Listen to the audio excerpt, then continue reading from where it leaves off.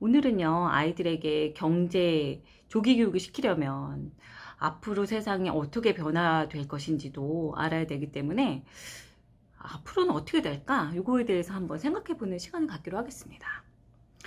제가 생각하기에 가장 극심해질 것 같은 거, 그것이 바로 양극화입니다. 양극화. 뭐가 그렇게 양극화되냐? 모든 면에서 양극화될 거라고 생각을 해요. 모든 부와 관련된 모든 것들, 지식도 어떻게 보면, 지식이나 능력도 어떻게 보면 부하고 관련돼 있잖아요. 이런 것도 모든 게 양극화될 것이다. 뭐 벌써 이미 시작됐지만 아이들 세대에는 훨씬 더 극심해지고 훨씬 더 양분화되고 크기도 더 커지고, 네, 그렇게 될 거라고 생각해요. 이를테면은 지역의 양극화를 한번 생각해 볼까요? 우리나라 최대의 도시는 서울이잖아요. 그건 누구도 부정할 수 없는데 제2의 도시는 부산, 보통 부산이라고 생각을 하고 저도 그렇게 생각을 하는데, 그 지방이 붕괴되고 있다는 얘기는 많이들 오래전부터 해왔잖아요. 실제로 지방이 붕괴되고 있고 인구가 점점 줄어들고 있고, 인구가 줄어들다 보니까 세금도 줄어들고 인프라도 줄어들고 여러 가지로 점점 이제 편의시설이 서울과 차이가 많이 나는 상황이 벌어지는 거죠. 근데 제2의 부산을 봅시다. 그래도 우리나라 제2의 도시고 큰 도시잖아요. 근데 부산이 여전히 제2의 도시로서 역할을 하고 있을까? 라고 생각을 해봤을 때 부산의 별명 들어보셨어요? 별명? 노인과 바다가 부산의 별명이라고 합니다. 왜 그러냐고 봤더니 바다하고 노인만 남아있다는 거예요. 지금 부산에. 이게 약간 과장된 이야기이기도 하겠지만 대학을 가서 취업을 하려고 해도 서울이 훨씬 더 기회가 많고, 그 다음에 교육을 하려고 해도 어떤 프로젝트에 참여하려고 하더라도 커리어를 쌓기 위해 무슨 뭐 공모전에도 나가고 이런저런 활동을 하잖아요. 그런 것도 서울에 훨씬 기회가 많다는 거죠. 그리고 내가 강의를 하려고 하더라도, 그러니까 배우려고 해도, 강의를 하려고 해도, 또 문화를 즐기려고 해도 훨씬 더 서울에 기회가 많다는 겁니다. 그래서 서울 사는 사람들은 잘 못 느껴요. 근데 지방 사는 사람들은 인서울이 스펙이야 라고 말할 정도로 서울에 살지 않으면 당하는 불이익이, 체감하는 불이익, 상대적인 박탈감 이런 게 있다고 하더라고요. 그러니까 서울이라는 도시가 마치 블랙홀처럼 인구와 편의시설과 인프라를 빨아들이면서 다른 도시가 점점 이제 소멸돼가는, 죽어가는, 그리고 지방도 신도시가 생기면서 신도시에서 인구를 빨아들이고 인구와 함께 인프라도 같이 빨려 들어오는 거죠. 그러면서 구도시가 소멸하고 이런 현상들이 지금 심각하게 나타날 수 있다. 그렇다면 이게 이제 그 인구의 양극화는 부동산 시장으로 다시 볼 수 있겠죠. 모두가 살고 싶어하는 서울. 그럼 서울의 부동산 가격은 어떻게 될 것이냐? 뭐 뻔한 거겠죠. 점점 인구가 그렇다고 서울이 정말 살기 좋은 도시가 될 거냐?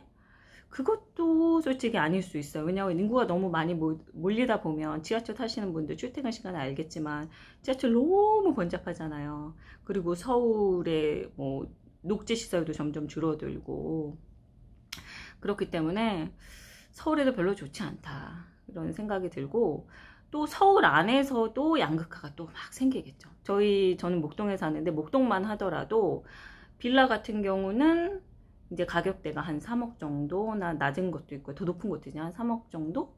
뭐 그 정도 내외하고, 고급 아파트는 300억 정도, 아니 30억 정도 한단 말이에요.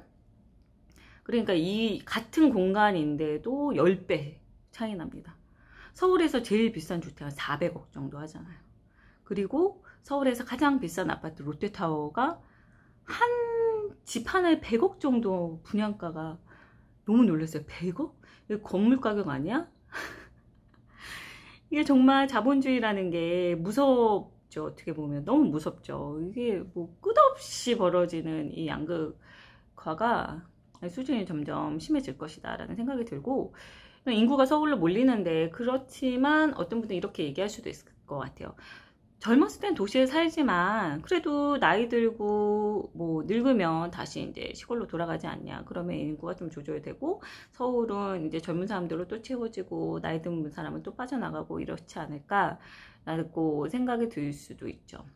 근데 예전에는 그렇다고 봐요. 예전에는 지방에서 올라오신 분들도 많았고, 그러니까 이제 나이 들면 옛날 생각도 나고 흙냄새 그립고 이렇게 평화롭게 여기서 번잡하게 왜 이러고 사나, 평화롭게 농사 지으면서 살자, 이렇게 생각하시는 분들이 꽤 있었는데 현재는 저는 좀 많이 줄었다고 생각해요. 왜냐하면 지금 세대나 아니면 우리가 늙었을 때를 생각해 보면, 우리 아이들이 컸을 때죠, 한 20년 후 정도를 생각해 보면 이미 서울 생활에 너무 익숙해져 있는 사람들이란 말이죠. 그리고 농사의 기쁨이나 뭐 이런 거 경험 못 해봤어요. 가끔 여행으로는 갔지만. 그렇기 때문에 서울을 선호할 거라고요.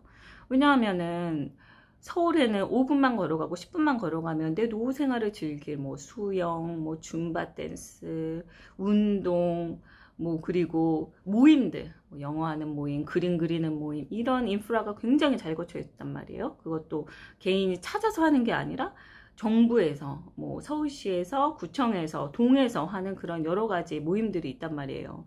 5분, 10분이면 걸어가서 그렇게 즐기면서 사람들하고 관계를 맺으면서 살 수 있는데 과연 귀농을 얼마나 할까? 이런 생각이 들고, 다른 하나는 나이가 들수록 몸이 아프잖아요. 근데 서울에서 그 가장 실력 있는 의료진, 가장 최첨단 장비들 다 서울에 있잖아요. 지방에 사시던 분들도 아프면 서울로 올라오시는데 서울에 살던 사람들이 과연 지방으로 내려갈까? 인구가 줄어들까? 인구 수로 보면 줄어드는 것처럼 보일 수 있지만 전체적인 비율로 보면 서울이 계속 뭐 사람뿐만이 아니라 여러 가지 인프라를 계속 블랙홀처럼 빨아들이고 있는 현상이 나타난다고 생각합니다. 이 지방도시의 소멸은 비단 우리나라뿐만이 아니라 그냥 어떻게 보면 자연스러운 걸 수도 있어요. 근데 너무 속도가 빠르기 때문에 무섭다는 거죠. 그 일본도 심각하잖아요. 그 일본에는 그 세금 체계를 제가 정확히는 모르지만 그 집을 갖고 있으면 보유세로 세금을 계속 내야 되나 보죠. 그래서 시골의 집을 공짜로 그냥 파는 경우가 종종 있대요. 시골에 있는 집에 살지도 않는데 세금을 계속 내야 되는 상황이니까. 그래서 어떻게 집을 공짜로 팔지? 내 생각으로 이해가 안 가. 아무리 시골이라도 어떻게 집을 공짜로 팔지? 그러니까 보유세가 부담이 돼서 그냥 집을 공짜로라도 팔다, 이런 집들이 많다고 해요. 근데 뭐 일본 경제가 무너졌다 뭐 어쩌고 저쩌고 있지만, 일본 경제가 침체되는 건 사실이지만 여전히 도쿄는 비싸거든요. 여전히 비싼 데는 비싸다. 그러니까 우리나라도 뭐 전체적으로 보면은 집값이 뭐 안정세일지 모르겠지만 서울은 조금 예외다. 미국도 그랬죠. 미국도 서브프라임 터진 다음에 그 타격받았던 도시들은 아직도 헤매고 있지만 주요 도시는 계속 가격이 엄청나게 오르고 있잖아요. 그래서 이런 지역의 양극화, 인구 분포의 양극화가 우리 아이들 세대 때는 더 심각해지지 않을까 하는 게 제 생각입니다. 그러면 이런 지역의 양극화 말고 또 어떤 양극화가 있을까? 라고 생각해 봤을 때 능력에 따른 소득의 양극화, 이것도 굉장히 심각해질 거라고 보는데,